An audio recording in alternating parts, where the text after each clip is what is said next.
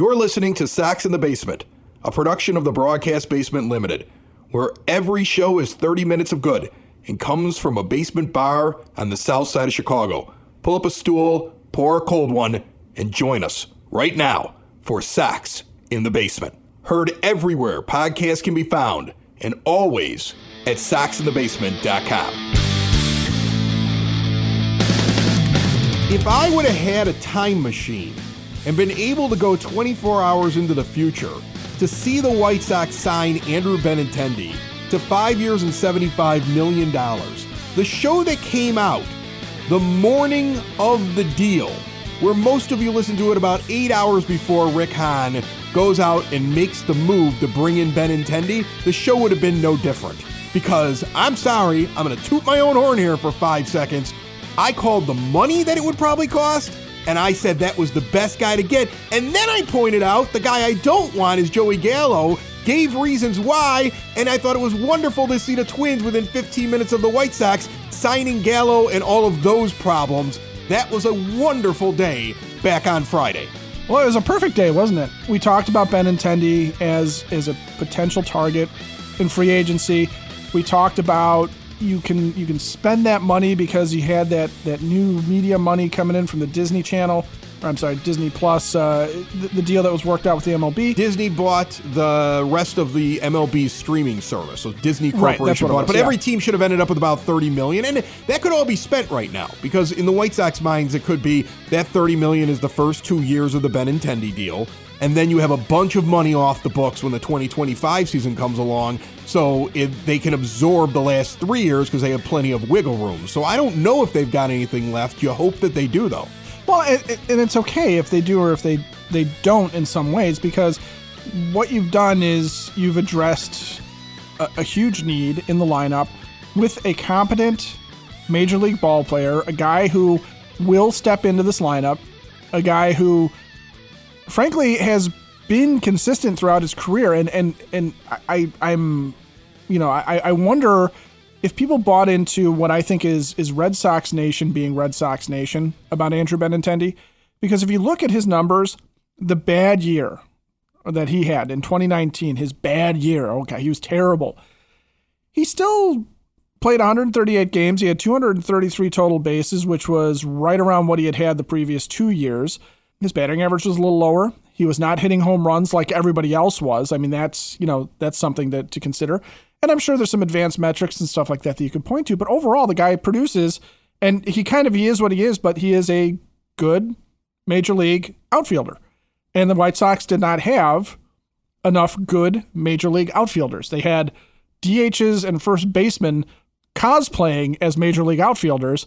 And, just like if you take home somebody who's dressed like Harley Quinn, when you get her there, she's not going to be Margot Robbie. Wow, I did not expect the conversation to go in that direction this early on in the show. Save that for the show that comes out right before the weekend starts. This episode of Sox in the Basement brought to you by Family Waterproofing Solutions for bowing walls, window wells, foundation crack repair, sump pumps, gutter cleaning, anything to keep water out of the basement, protecting your foundation, your home. Give them a call 24/7, 708-330-4466. Mention Sox in the Basement. Get additional money off. Your basement's best defense is at familydry.com. Andrew Benintendi is a victim of expectations from Red Sox fans that we don't need to carry over in this fan base. I see a guy who's consistent, and he's either hitting around 300 and he doesn't need to be platooned because he can do it against both types of pitchers, righties and lefties, and he's a left-handed bat, and he's a guy that could sit number 2 in your lineup, and that's where I would expect him to go right now. When I think of the White Sox lineup, just off the top of my head, I'm just kind of feeling Anderson, Benintendi, Luis Robert, Eloy Jimenez, Andrew Vaughn, and I don't care what you do after that. That's kind of where I'm at right now. And I'm not even worried about left-handed, right-handed with that 3-4-5, because all three of them, especially Jimenez, have shown that they can hit right-handed pitching. So I'm not concerned about that much. But when I also look at Benintendi, I see a guy that's either going to hit around 300 or he may drop the 270, but then that's when he's hitting for power. And with all this weird stuff with the baseballs, where we're reading reports that sometimes the baseball is different in one ballpark than another ballpark, and with the difference in shifting and the emphasis that may be put on speed with the larger bases and the rules with pickoffs, and base running is going to be a thing again, and a little bit more old school baseball, to have a guy that I feel is going to be consistent, to have a guy that I'm not going to really worry about, I don't think, for the next 4 or 5 years. And I think that's a solid thing. He could literally play all 5 of those years and live up to that deal. So we're going to wait and see on it. But I can't find an argument other than he doesn't hit 30 home runs. Like, that's the only thing anybody's angry about with Andrew Benintendi. And then I sit there and I see Sox Nerd, who's been on this show a million times, Dave Marin, who does the scoreboard stats. And I hope he throws it up there on opening day at the rate where he points out that his OPS, even though he's only hit 2 home runs in the rate over his career, his OPS is well over 800. And I'll take a guy that hits him off the wall and moves guys around in the 2 spot of my lineup from the left side of the plate. You hit it on the head. I mean, what's the argument against this guy? He didn't live up to the hype from an early 2020 season, okay? Not the year 2020, but his first full year in the majors, he was a 20 homer, 20 stolen base guy. And everyone's going, oh, speed and power. And watch how he's going to get bigger and better with that. And he didn't. And the home run totals weren't rising above 20. That's still his high water mark. But he gets on base and he hits doubles. He hits a ton of doubles. He moves guys around. He can keep the line going. He makes contact and he can run a bit and he can play his position. It's a foreign concept, I think, in some ways to this team because we have guys who are bat first in just about every position, except for Luis Robert and Yohan Moncada, who I think are the only two that you can really sit there and say are either equal glove and bat in the case of Robert or glove first in the case of Moncada at this point. But everybody else is there for their bat. And this is not a team that needs to be, no Major League Baseball team needs to be 9 guys who hit 30 home runs. It's not realistic. It's not feasible. And also you have to spend a ton of money to be able to pull that off, because if you look at the contracts that are out there right now, you're paying guys who can hit 30 home runs, 10 years, $20 to $30 million a year into their 40s. And that's not, first of all, we can beat the dead horse that is the White Sox budget, but that's not how the White Sox budget. And secondly, I just don't think it's necessary to win games that way, because if you look at the Houston Astros, who are still the high water mark, I think, as far as teams in the American League, not everybody in their lineup is a 30 home run hitter. You have guys that are guys who just can hit. And they will hit for power. They will hit some home runs, but they're just good, solid hitters. And you need that. You do need that. Well, I want to get into what they're going to do next today. And, well, not today. They probably won't do anything. No. Well, I don't know. You know, we said what they should do next last show, and it happened 8 hours later after we released it. So it happened very quickly. It really did. You think Rick Hahn was in the office and he was like, oh, man, they're right. I should just do this Benintendi deal. You think we did that? I don't think we did it, but it's kind of cool to think I don't think we that. did it. Yeah. But let's throw something into the universe. And hey, Rick, you know what? We won't even take credit for it, man. My dad thinks that we did it. My dad's like, you must have done it. You must have convinced it. You know, dads love their sons. I'll take it. I'll take that win. Look, if mom or dad, grandma or grandpa need a little bit of help, then you may want to turn to Hyatt Home Medical Equipment. They're located in Evergreen Park, and they're going to help them switch to a new age of life. Stay out of assisted living. Keep them at home. Keep them independent. It's all about that. And they can put up aids around the house, retrofit the bathtub, set up ways to get them from the first to second floor easily, put ramps outside the house. You name it, they do it. They'll do whatever it takes to reduce fall risk, to reduce injury risk, to keep them in the home. And if you're dealing with sleep apnea and you need a CPAP machine, they have the latest technology. If you're looking for a spare oxygen tank or the latest in diabetes control, they got you covered there. Stop in and see them. They're going to work with your insurance company. If you mention Sox in the Basement, they'll take additional money off. See all they have to offer at hhme.com or visit them at 3518 West 95th Street. Joining me on the phone line right now, the perfect holiday treat. I noticed that I hadn't talked to him in a while, and who else do I want around when we got friends and family coming in than our old friend James Fox from FutureSox. How are you, James? Good, sir. Holiday treat. I think my wife would disagree probably. But... Is yours as stressed out as mine is right now? Because right now I spend a lot more time down at the basement working on podcast. Yeah, Chris, so, I have a 2-year-old and a 7-month-old. and we're driving to Pittsburgh on Monday. So, oh my God, I feel so bad for you. All right. Well, let's take your mind off that for just a moment and let's talk about White Sox news. First off, your reaction to the Andrew Benintendi signing, because it's the biggest contract in White Sox history. I enjoy the signing. It was the right guy for what was left. It doesn't mean it was the best guy they could have gone and gotten, but within the way this team operates, that's a guy and that's a good contract, and I like it overall. But what were your thoughts on it? Yeah, I think I said on our show, like, the thing that I was happiest about was just that they spent the money, right? Because, like, Rick Hahn said all the nonsense about, like, oh, we can't throw money at the problem, when all of us who follow and cover this team know that, like, really the only way out of this thing is they should spend money. Like, they should spend over the problem. So the fact that they did that is fine. You know, like, whether it was Benintendi or Conforto or whoever, that's fine. I mean, you know, I'm a little worried about the power because I think that they need more power, like, as a whole. So you're going to have to rely on a lot of your internal guys for it. But look, like, they can probably get him to 15 homers, like playing, you know, home games at guaranteed rate. So yeah, I mean, I think it's a good fit. He does a lot of stuff that they were already doing, but I mean, signing 5-year, $75 million deals, they should be doing stuff like this every offseason. Like, we shouldn't be mad at them for signing good players, but the problem is we don't know how to feel because they so rarely do it, right? And it's humorous that it's their biggest deal in team history, even though, like, yeah, it's a good deal, but it just kind of is what it is. And I think we're always kind of conditioned to, like, okay, what's the next move then, right? So, but yeah, I mean, it's way more positive than what we were talking about prior to that, like thinking that, oh my God, they're not really going to go with Gavin Sheets or whoever, you know, like you see the minor league Victor Reyes deal that's signed, and you shouldn't even bat an eye at that. That should be a guy that's in Charlotte. But as White Sox fans, we're like, oh my God, they're going to start that guy. So yeah, the Benintendi signing, pretty good in my book. Okay, so I'm going to touch on the right field thing before I get to what I really want to talk to you about, and that's second base. But right field. Sure, you got Reyes. We saw Billy Hamilton added to the roster. Gavin Sheets is an infielder that's still going to be in the outfield mix, you would expect, or maybe coming off the bench as a bat, but he's still going to get some time out there, I would imagine. But I would think Oscar Colas is the guy that should be out there. What do you think their plan is? This open competition? Is this we're just trying to hedge our bets in case he has a bad spring training? How do you see this going in right field? So I think they want it to be Oscar Colas, and I would say, like, I don't think there's much left for him to prove because the stuff that he has to work on, I just, like, don't really think is going to get better in Charlotte. Like, he goes to Charlotte and puts up a 150 WRC plus, like, in limited time. Everybody's going to be like, all right, well, bring him to Chicago.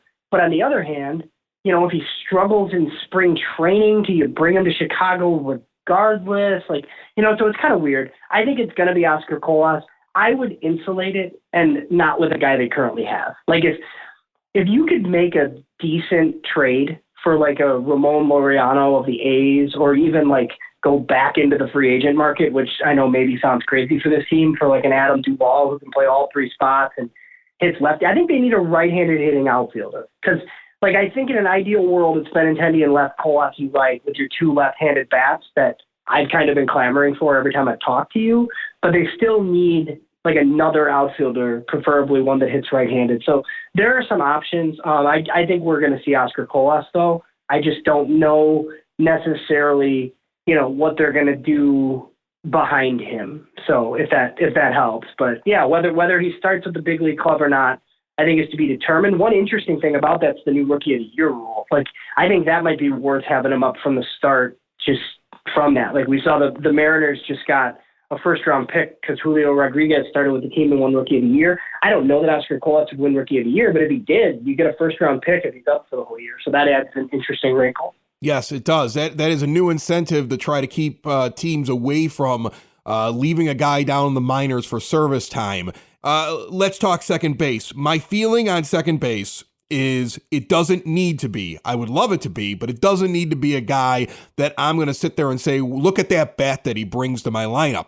I think with these new shift rules, it needs to be a guy that's got range. It needs to be a guy who can play the position very well. I don't think you can put a bad defender there anymore at second base. And if I could find a guy that was worth more than replacement level, and it may be because of the glove, I would probably accept it. I might not be super happy about it, but I'd accept it as I went into the season. So of the guys currently in the system, is it Romy Gonzalez? Because when I look it up like Baseball Reference, I try to find advanced stats, it seems like he has the most range and maybe the best glove that they have. Is that your assessment with FutureSox? I mean, to me, it seems like Lenyn Sosa, just because, I would project him more as a regular. I feel like if they could discard our buddy, Larry Garcia somehow, that's the perfect role for Romy Gonzalez, because he can play center, he can play short, and all the other infield spots. If it's internal, I was hoping that it would be Sosa, but, I kind of thought that they'd just throw four of these guys out there. And, that kind of included Danny Mendick before he was released, essentially, so he's not in that mix. So, I don't really know what they're going to do, but I do agree with you that, they kind of have to worry about defense. The thought of, Jake Berger playing there, I think we've talked about, right? Those days are over with these rules.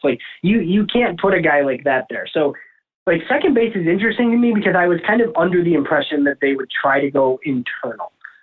But, looking at it, now that you've spent money on Benintendi, if you went out and grabbed, a Gene Segura or somebody like that, I think it makes sense. And Rick Hahn talked about all these trades, maybe they do just end up trading for somebody. But I will say, it's just the position as a whole, I feel like, isn't that good. So when people tell me, oh, you can't play a prospect there, what are your options? I'm not sure that Romy Gonzalez and Lenyn Sosa can't give you the same production as some scrap heap Josh Harrison type signing that you would do anyway. So, I do think they have some options. If it's internal, I'm not as negative about it as some might be, but maybe they surprise us and add somebody there too. James Fox and every guest here on Sox in the Basement, brought to you proudly by the Village of Lamont. Want to experience a downtown with real history, great eats and drinks, and green spaces filled with adventure? Visit the Village of Lamont. I was down there this past weekend. It was beautiful. There were lights everywhere. There's a bar down there that I think has more lights on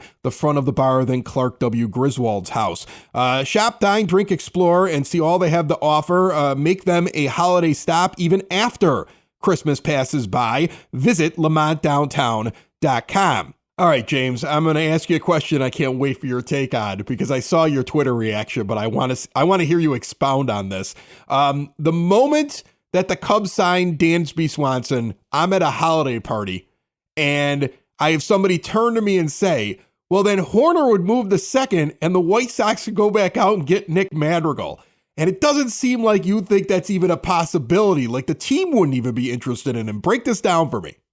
Yeah, I don't know, this is a Chicago thing, and it crosses over, all the sports. We love bad athletes. We just do. For some reason, there's just, these players that aren't very good that we fall in love with or whatever, right? And, it's always, I've seen it on Twitter, too. It's he's better than what they have. And I'm is he, though? I don't know that he is. So they got rid of Nick Madrigal, and, he was part of the packages that they offered for lots of guys, right? And then, they eventually traded him for Craig Kimbrell. They basically gave up on him. I heard, conditioning stuff with him, and also, just his weird devotion to playing baseball the way that he plays it. And I think all of us kind of looked at him and we were like, hey, man, maybe you strike out a little bit more, right? But you attack earlier in counts and, you hit for a little bit more power, some more doubles power, where, he doesn't like striking out so much that he just throws his bat at bad pitches and just hits grounders and stuff all the time. And, to top it off, he's not a good defender. He's not a good base runner. He's not as fast as he was supposed to be. So, clearly the Cubs have soured a little bit too, right? Because you're if you got the chance to sign Dansby Swanson for a decent contract, I think if you're in the Cubs spot, Nick Madrigal isn't going to stop you from doing that, but they also don't really have a spot for him. So they've essentially given up on him too.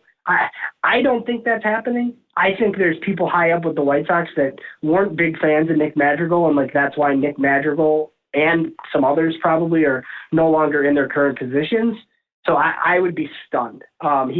He might get moved and he might be okay for somebody. I think there are better options out there, and I don't think Nick Madrigal is going to be on the White Sox again.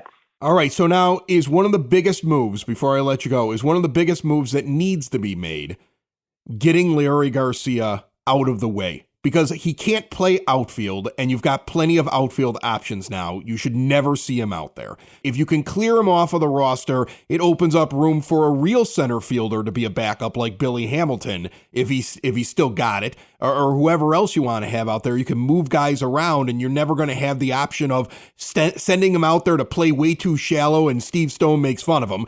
He doesn't have a lot of range at second base. He's not good defensively, so it doesn't fit what we talked about there. And he is coming off the worst season he's ever had, and his best seasons, he's basically replacement level or below it at the plate, and he's a subpar defender. And you're stuck with him for what, another $11 million? He's taking up space. I don't think this team's DFAing him because they can never admit fault. So is the biggest deal right now trying to get him off the roster? Yeah, so I mean, I think you see like some rumblings on Twitter, like, you know, from nobody credible, right, about like the James McCann thing. Have you seen this? I've seen this, but I don't get that either, because if you're trying to get rid of Lurie and his $11 million, you're taking on McCann at about $24 million, it looks like, and he isn't that good either. Yeah, so I mean, it seems like the Mets like are gonna probably trade him because he's been really bad, and it seems like they would eat the most of the money. So, you know, I've seen like stuff about Eduardo Escobar too or whatever, but like if you could make a deal like that for a guy where like you're taking on like kind of a bad contract, like if James McCann came back to Chicago like and was the backup catcher, and like the Mets for whatever reason like would be willing to take back Larry Garcia in a trade like that would be wonderful. But yeah, like I don't know, and like if you agree or not, like I mean Tony La Russa's not there anymore. But like this front office signed him, but I have to think if we're sitting there in June and Larry's like as bad as he was last year, my guess is they just bite the bullet and do the old DFA. But I mean that doesn't stop him from, you know, playing early in the season and being on the team, right? I mean I feel like if he's in the organization, he's going to be on the team. I don't think that's something they would do in the preseason, but I am hopeful that they aren't just going to like throw him out there constantly like the old manager did. So that part's good, but yeah, like I said like a few minutes ago, like that should be a Romy Gonzalez role. He's perfect for that role. I think that, and you know, and he makes the league minimum. So not that I really care about that, but you do have to have cheap players on your baseball team. And if one of them is your primary utility guy, I think that's like a way better use of resources. James Fox of FutureSox gave us a lot to digest there, and I loved every minute of it. James, good luck to you as you get two little children into a car and drive off to see your in-laws for the holidays. It sounds wonderful. Thanks so much, my friend. All righty. Sounds good. Thanks, Chris.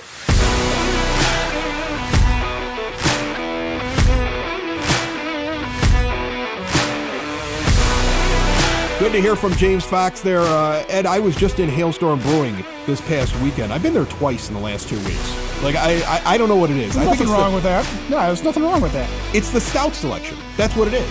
I go in there, and they've got like this ridiculous selection of stouts, and I love stouts in the wintertime. They have an American stout that I tried. It's like a brand new one from their new brewer, Will Turner, who's finishing out his first year. They've got the world famous Vlad that's coming out of the barrels, and they've got multiple variations of it, and one of them's up to like 18%. I mean, watch yourself with that one.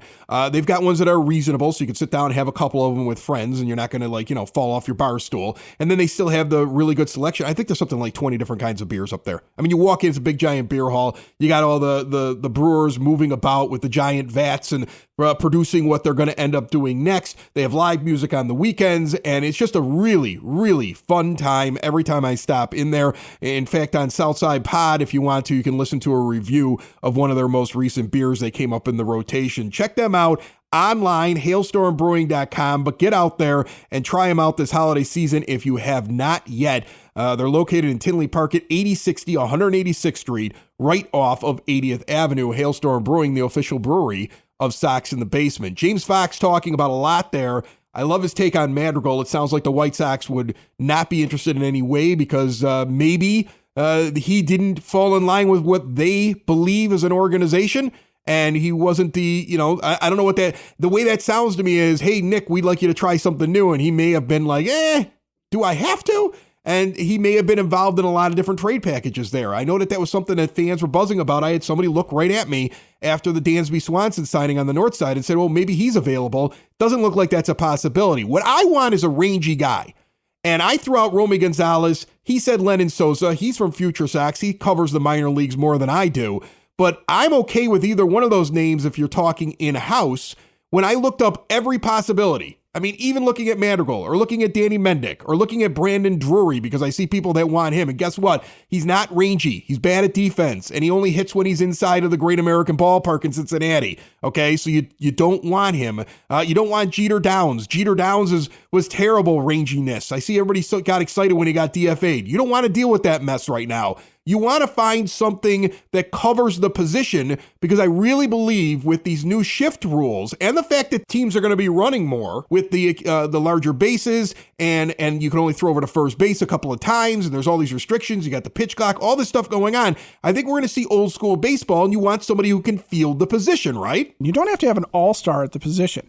And with the Nick Madrigal thing, all you need to know about how the Cubs felt about Nick Madrigal was that they went and signed Dansby Swanson as their big free agent acquisition this year. But yeah, on this team, on the White Sox, you need middle infield defense at this point. I think you're going to look at it and go, okay, Yohan Moncada is our third baseman. We're good there. Tim Anderson has improved his defense from when it was bad to now it's just okay.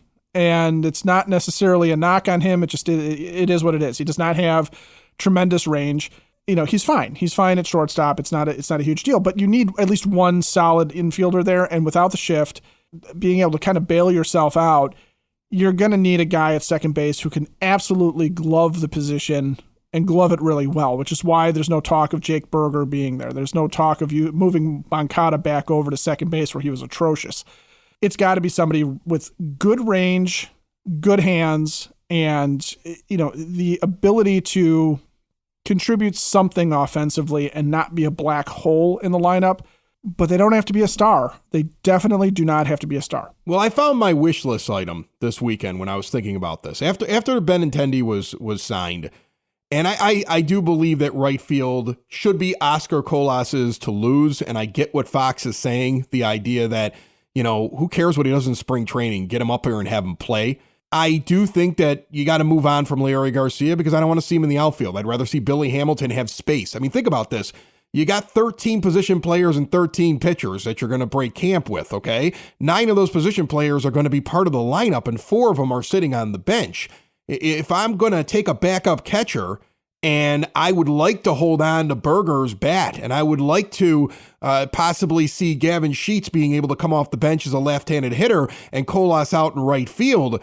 You're getting a crunch there, right? I mean, Berger maybe doesn't make the team if you go with what Fox said, where Sosa would be the second baseman. You need a utility guy, and it'd be Romy Gonzalez if you could get rid of Leury Garcia. I would love to see Billy Hamilton's speed. He was signed to a minor league deal. Is there room for him? Larry doesn't do anything great. And so you want to get out from underneath that, but you've got him signed for $11 million over the next 2 years. So you see these weird rumors like, dealing him away just to bring in somebody else that you don't want. I don't want James McCann. What the heck? I mean, Seby Zavala as the backup gives Grifol like a chance to start Zavala if Grandal doesn't bounce back.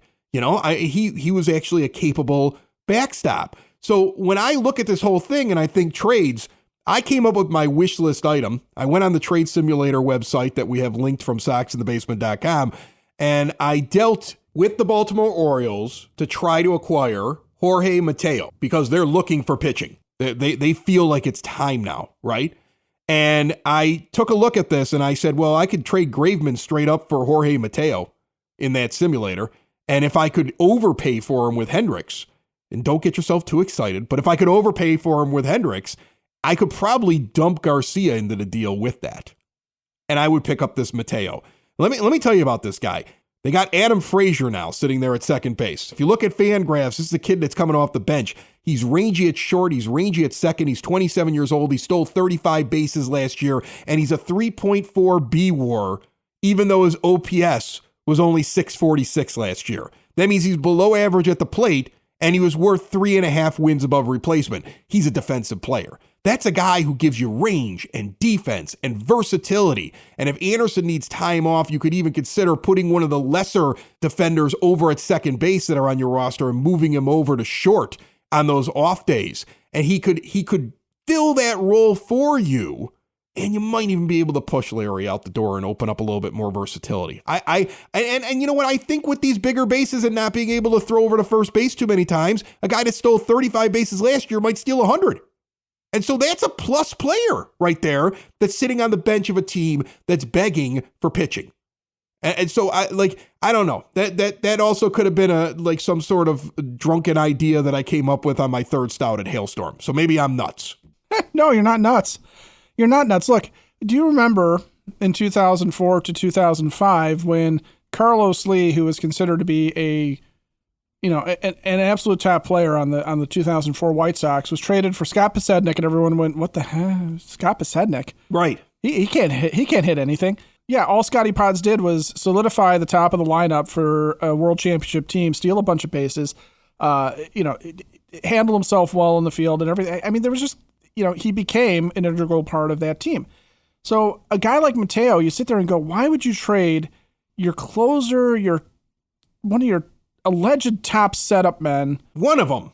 Like I felt like I could get rid of Larry if I made it Hendricks. Yeah. And I have such a disdain for Larry Garcia on this lineup. I was willing to get rid of Liam Hendricks. That's how much I don't want him on my lineup. That's just a personal me thing. I'm sure there's people out there that disagree with that idea, but I'm just like, get him off my team. He's just in the way there. You know what I'm saying? But speed is going to be such a big deal, I think, with these new rules.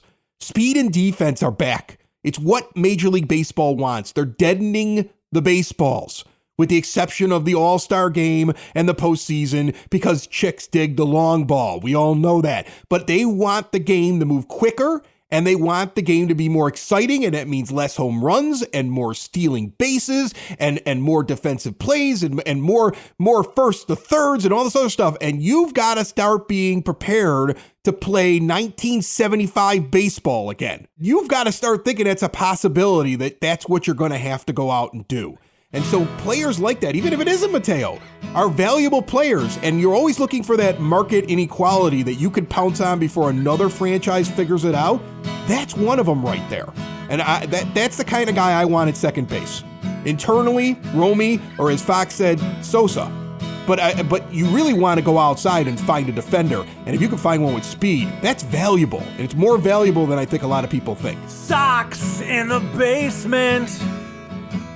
Sox in the basement. Sox in the basement. Sox in the Basement. Heard everywhere podcasts can be found, and always on soxinthebasement.com.